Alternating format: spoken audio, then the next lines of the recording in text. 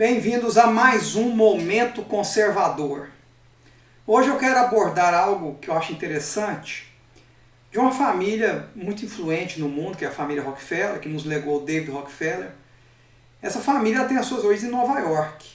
Eles eram uma espécie de novos ricos, né? New Kids on the Block, no universo da aristocracia de Nova York, tradicional, que veio junto com Mayflower, os pioneiros. Foi no meio disso que surge a família Rockefeller, como uma espécie de novos ricos, explorando as estradas de ferro, as minas, não é? etc. Claro que vieram outras famílias, mas eu quero focar na família Rockefeller.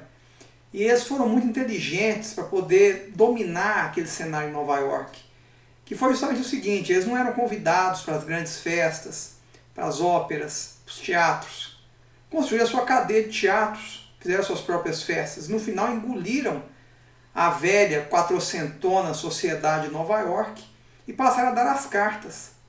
E não é muito diferente do que o globalismo faz hoje.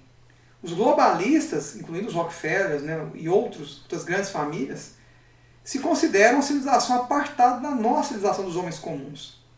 E também criam o seu mundo paralelo, que é separado do nosso. Os seus valores são diferentes dos nossos, pelo menos em relação àquilo que eles querem reformar. Eu entendo que são patriarcados super conservadores entre eles. Para nós é fornecer esse lixo, dessa cultura woke e outros absurdos, né, que estão aí, para desmontar essa sociedade tradicional cristã, que tem que deixar de existir para que a deles prevaleça, para que a civilização que eles têm prevaleça. Eles estão por trás de organismos importantes, como o Fórum Econômico Mundial, que é formado por grandes empresas, que são financiadas por grandes fundos econômicos, fundos financeiros, que vêm dessas grandes famílias, e acaba sendo um porta-voz dos seus ideais, dos seus interesses. Por exemplo, a revista The Economist, ela é porta-voz da família Rothschild. Peguem as capas dos últimos 10 anos da revista The Economist, são proféticas. Interprete aquelas capas, veja a sagacidade, a inteligência com que elas são projetadas, quase que antecipando um futuro relativamente próximo. Você pega a capa de 2005, 2007, você provavelmente está vendo 2022 ali estampado. É algo impressionante. Então eles planejam o futuro no médio e longo prazo.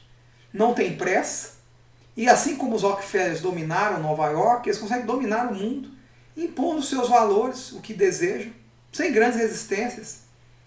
E agora, com essa tecnologia que existe hoje, esse domínio se torna absoluto. Eles conseguem, num clique de um botão, dar uma determinação que acaba sendo acatada por milhões de pessoas, a partir de governos locais, que passam a ser meros executores de suas políticas.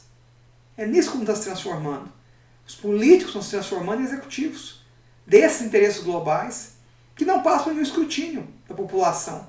É cada vez mais alijado o processo político, e o Estado passa a se servir de si mesmo. É o que já está acontecendo. E a tendência é piorar. Eleições, ainda que sejam legítimas, sejam onde for, vão simplesmente indicar pessoas que vão ser executivos de organismos supranacionais que nós nem conhecemos, que muito menos elegemos, para cumprir as suas políticas globais, dentro de uma governança global que está se impondo. E entender como essas famílias surgiram, como elas dominaram o cenário em que se encontravam, como ocorreu com os Rockefeller de Nova York, como aquela cidade foi transformada por eles e dominada, nos ajuda a entender como esse domínio se dá nos dias de hoje. Se enxergam como uma civilização apartada da nossa. A nossa civilização está se tornando obsoleta e descartável. Deus tenha misericórdia.